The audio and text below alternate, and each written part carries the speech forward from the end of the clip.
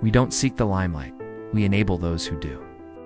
That was a quote from a senior partner at Lazard Frères, and you see, this isn't just modesty, it's a business strategy that has allowed one of the most powerful financial institutions in the world to operate in the shadows for over 170 years.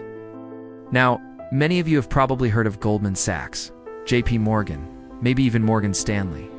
However, there's a good chance you've never heard of Lazard. And that's exactly how they want it. This financial powerhouse has advised on some of the biggest mergers, restructured entire nations' debts, and placed its alumni in the highest positions of government across the globe. Things that impact us to this day. Lazard was so powerful at one point that they essentially controlled which companies would survive economic crises and which would fall. I mean, they've been called the last of the great independent advisory firms.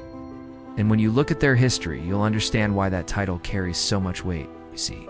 While other banks chase headlines and quarterly profits, Lazard has quietly positioned itself as the kingmaker of global finance. They don't just move money, they move power.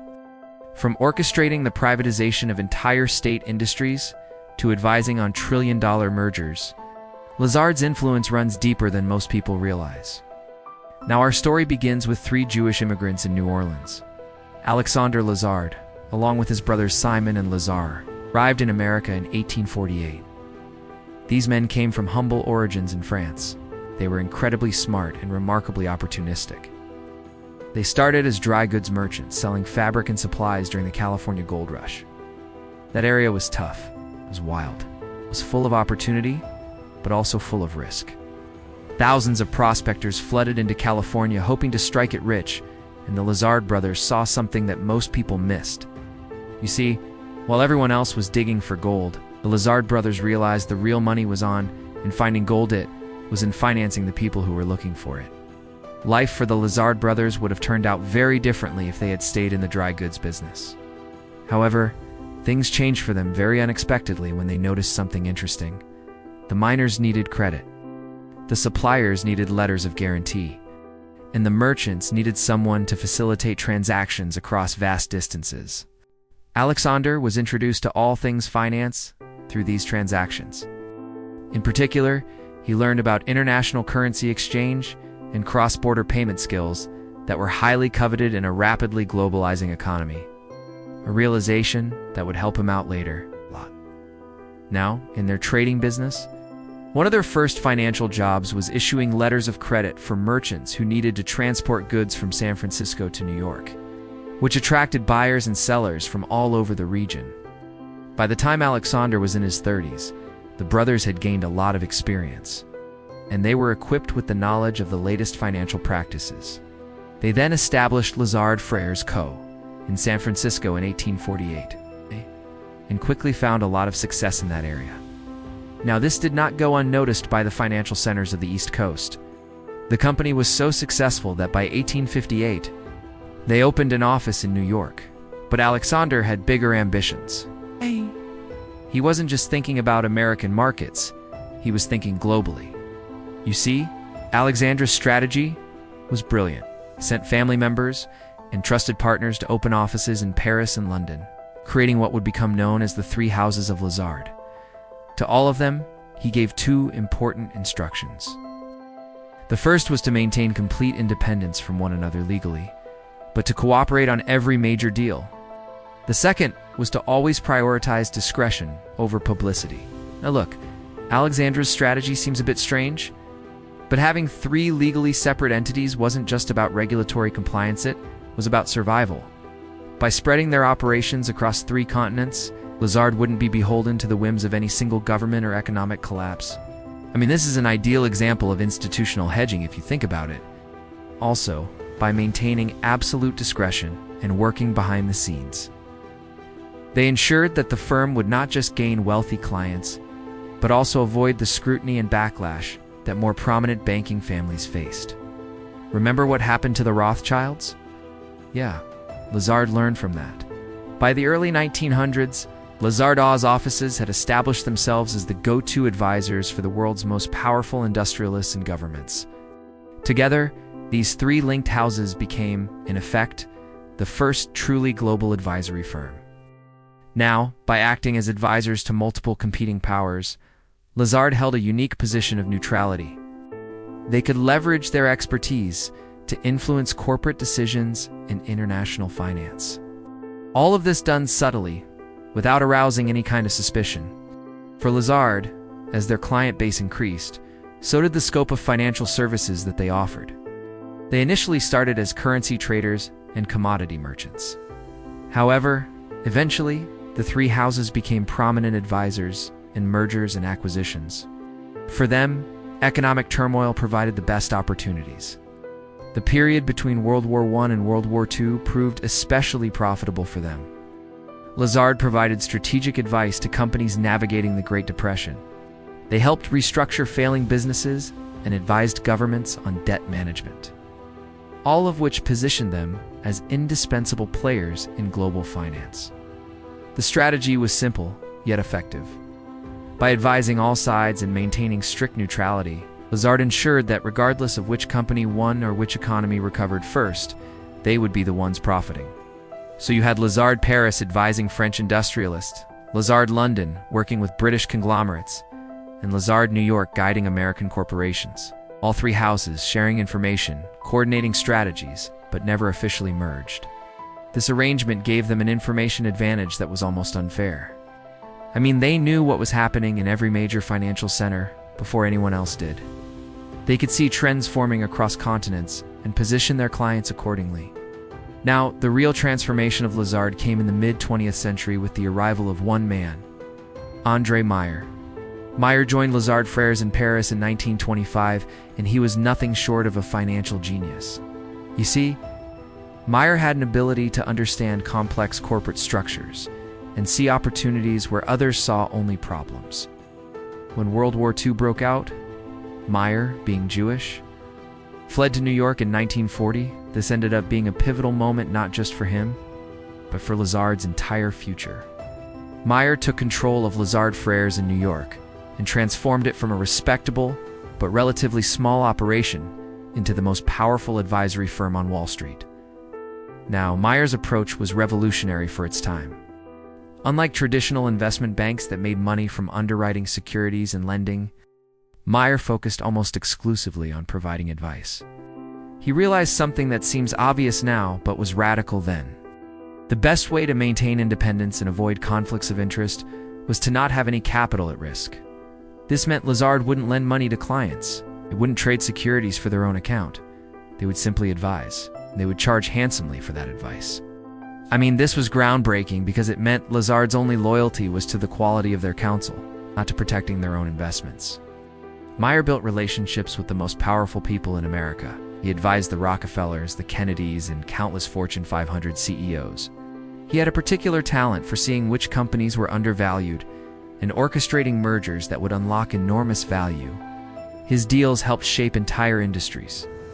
For instance, Meyer advised on the merger that created RCA, one of the most important technology companies of the 20th century. He helped restructure ITT into a global conglomerate. He advised on deals in media, telecommunications, energy, basically every sector that mattered. What made Meyer especially effective was his absolute discretion. He never gave interviews. He rarely appeared in public. He conducted business from his apartment at the Carlyle Hotel in New York, meeting with CEOs and heads of state in private. This secrecy wasn't just about personal preference. It was strategic. The less people knew about Lazard's activities, the more freely they could operate.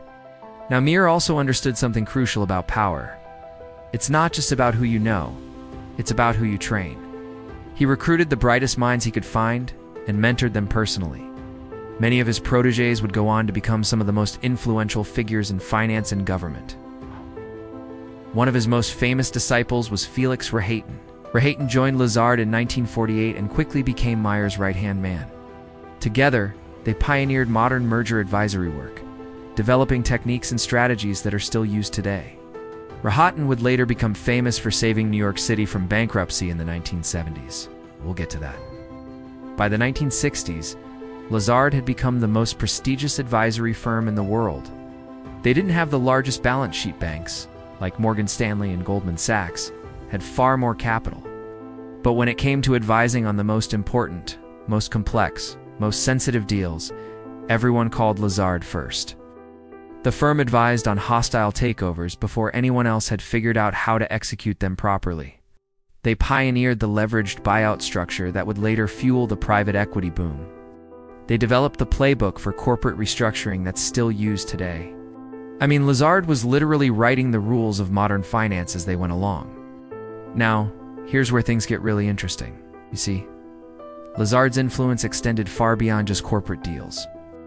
The firm became deeply embedded in government policy, particularly in France and the United States. And this is where their real power became evident. In France, Lazard Paris had cultivated relationships with the political elite for decades. But in the 1980s, this relationship reached new heights. When François Mitterrand became president in 1981, he appointed several Lazard alumni to key positions in his government. The most notable was Michel Rocard, who had worked at Lazard before entering politics. Rocard would eventually become Prime Minister of France, but he wasn't alone. Lazard alumni populated the French Treasury, the Ministry of Finance, and other key economic agencies. This gave Lazard an unprecedented level of influence over French economic policy. When France began privatizing state-owned industries in the 1980s and 1990s, selling off everything from banks to telecommunications, companies to energy firms, guess who advised on almost every deal? Yeah, Lazard. These weren't small transactions. We're talking about some of the largest privatizations in European history, worth hundreds of billions of dollars in total, and Lazard was right there, earning fees on both sides, advising the government on how to structure the sales and advising companies on how to bid for them. Now, some people raised questions about whether this created conflicts of interest. I mean, how can you advise both the buyer and the seller?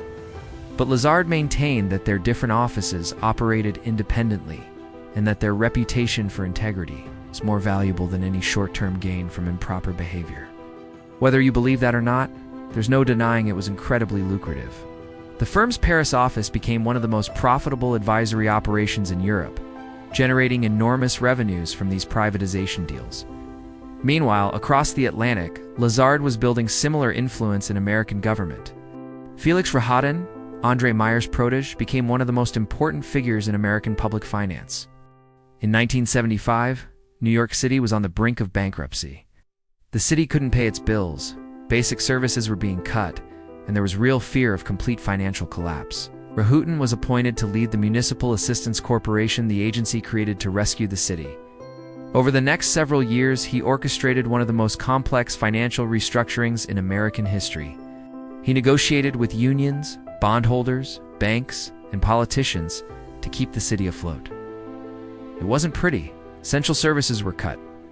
Thousands of city workers were laid off. But Rohatyn's plan worked. New York survived, and Rohatyn emerged as a hero.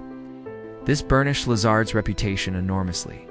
If they could save New York City, they could handle anything. Rohatyn parlayed this success into even greater influence. He advised presidential campaigns. He was offered cabinet positions multiple times. Eventually, President Clinton appointed him as ambassador to France, a position that allowed him to strengthen ties between Lazard's American and French operations even further. But Rohatyn wasn't the only Lazard banker moving into government. Throughout the 1980s and 1990s, Lazard alumni populated key positions in the Treasury Department, the Federal Reserve, and regulatory agencies. They advised on everything from trade policy to financial regulation to international economic negotiations. This revolving door between Lazard and government gave the firm incredible advantages. They understood how policymakers thought. They knew about regulatory changes before they were announced. They could shape the rules of the game while simultaneously advising clients on how to play it. Now, I should be clear, there's no evidence that Lazard or its bankers did anything illegal, but the level of access and influence they had was extraordinary. It raised questions about who really controlled economic policy, elected officials, or the advisors whispering in their ears. By the 1990s, Lazard was at the absolute peak of its power. The firm advised on some of the largest mergers in history. When Time Warner merged with AOL in 2000, a deal worth $165 billion, Lazard advised Time Warner. When Vodafone acquired Mannesmann in what was then the largest hostile takeover ever, it's worth $203 billion, Lazard was involved. They weren't just doing deals in the US and Europe anymore. Lazard had expanded into Asia, Latin America, and the Middle East. They advised governments on privatizations, companies on mergers, and wealthy families on how to structure their holdings. The three houses, New York, Paris, and London, were generating billions in fees. But here's the thing about being at the top. There's nowhere to go but down. And for Lazard, the fall was surprisingly swift. See, the firm's strength, its independence and partnership structure became a liability in the late 1990s and early 2000s. Other investment banks were going public, raising enormous amounts of capital that they could use to expand globally and invest in technology.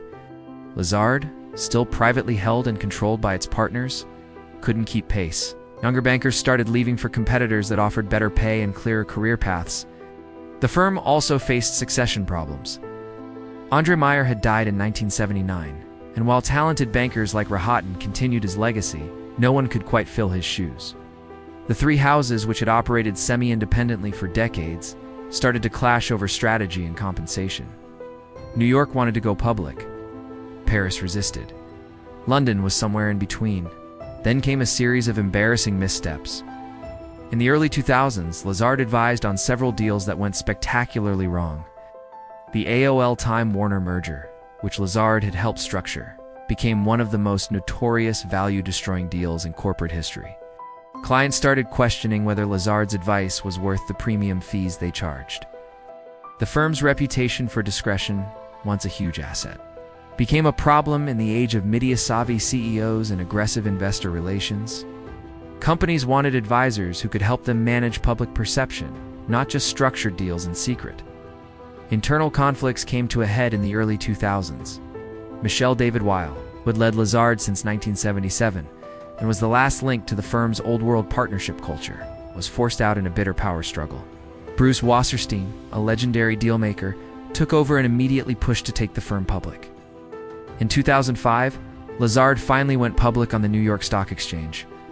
For the first time in 157 years, anyone could own a piece of the firm.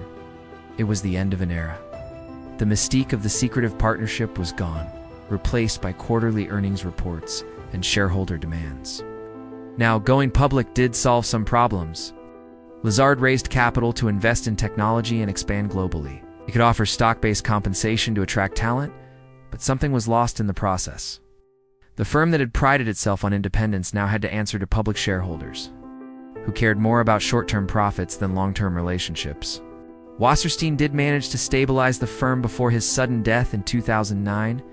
His successor, Kenneth Jacobs, has continued to run Lazard as a pure advisory firm, resisting the temptation to add trading or lending businesses like other banks have done.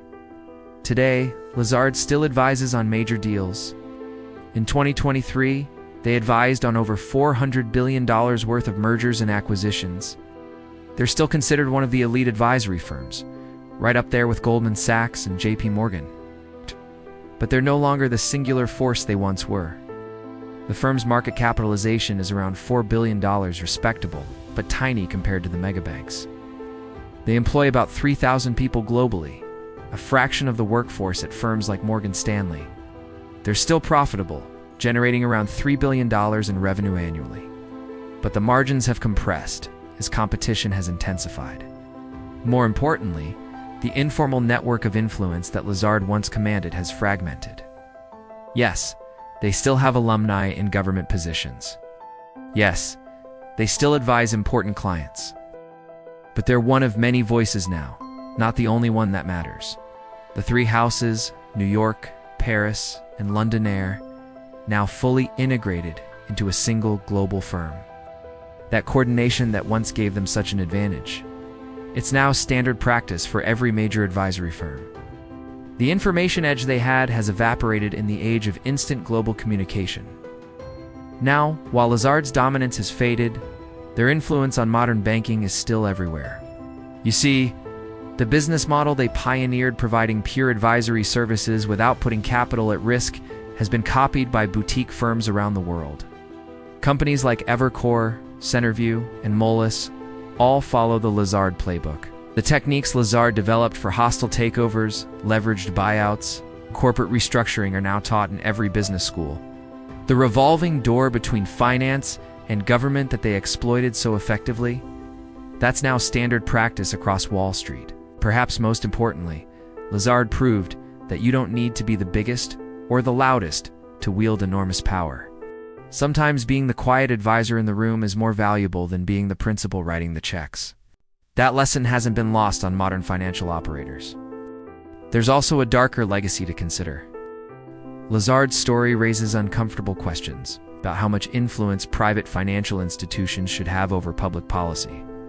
When the same people are advising governments on economic policy and then profiting from the deals that policy enables, where does public service end and self-interest begin? I mean, this isn't just about Lazard. It's about the entire ecosystem of advisors, consultants, and financiers who move seamlessly between government and industry. Lazard just happened to be one of the first to perfect this model. Now it's everywhere. From McKinsey consultants shaping health policy to private equity executives running the Treasury Department, the Lazard model also accelerated the financialization of the global economy. By focusing purely on fees from advising on deals, they had an incentive to encourage more deals, bigger deals, more complex deals, whether or not those deals actually created value. Some argue this contributed to the merger mania that has led to increased market concentration and reduced competition in many industries. Now, I'm not saying Lazard was evil or that they had some sinister master plan. Most of what they did was perfectly legal and, from a business perspective, quite brilliant. But their story does illustrate how a relatively small group of people, operating largely out of public view, can shape the economic landscape in profound ways. Think about it. For decades, Lazard advised on deals that determined which companies survived and which failed. They counseled governments on policies that affected millions of people.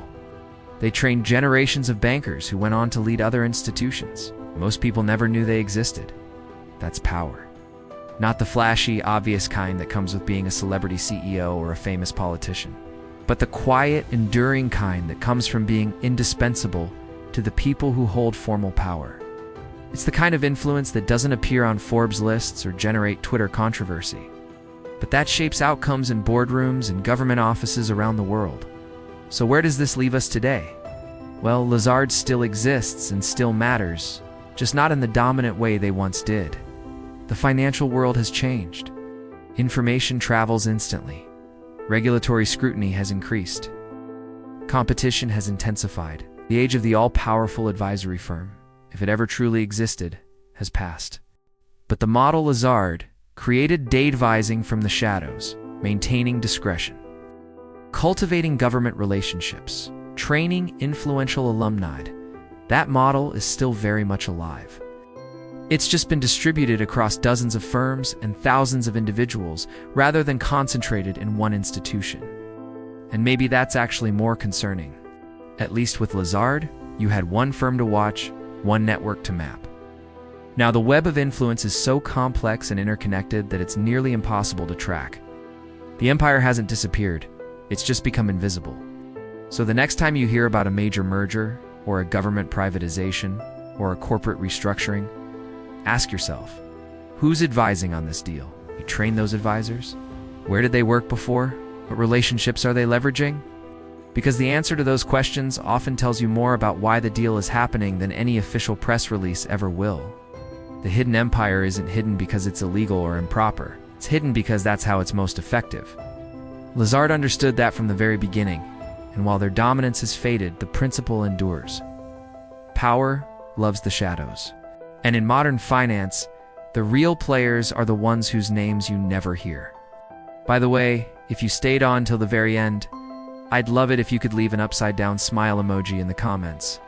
I'd love to see how many of you stayed on till the very end. And if you did, I'm very, very grateful. Please don't forget to subscribe to Treasury Tales if you haven't already, and I'll see you soon.